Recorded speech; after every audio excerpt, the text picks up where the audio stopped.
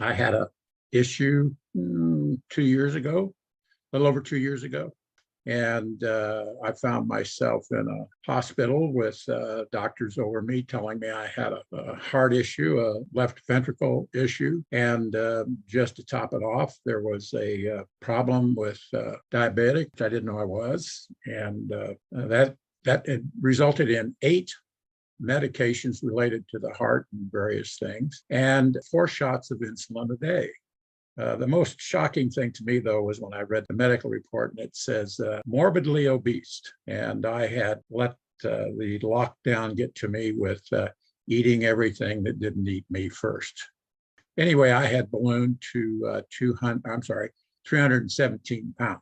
And some of the pictures you have can show. I had a call from a fellow that you guys might have heard of called Eric Beal. And he said to me, Stephen, what's wrong? And I said, why would you start the conversation with that? He says, well, I have this feeling there's something wrong with you. And I said, there is. And I told him, he says, you might want to take a look at this. I was fortunate in some things because I was being very closely monitored from a medical point of view. So I saw things that normal people probably wouldn't see.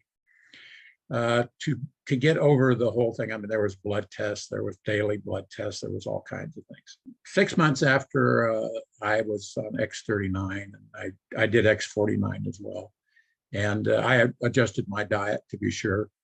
But 6 months after I was on the X39 and the related patches, I was told by my primary physician as he sat back in his chair and took a deep breath, I have never said this to a patient before, but you're no longer a diabetic. There's no reason for you ever to have any more insulin or anything else. The tests all show that your pancreas, actually all of your organs are functioning much younger than your age. So that was a pretty good one for me. And then 2 months after that, a cardiologist told me, the reason we ran you through all of those tests twice, and believe me, they're not easy to go through, is because we thought there was some mistake.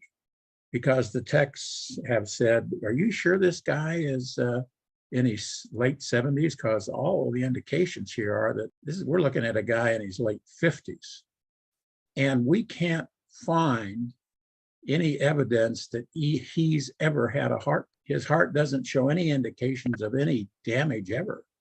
It's functioning quite well. So that was the end of those 8 medications.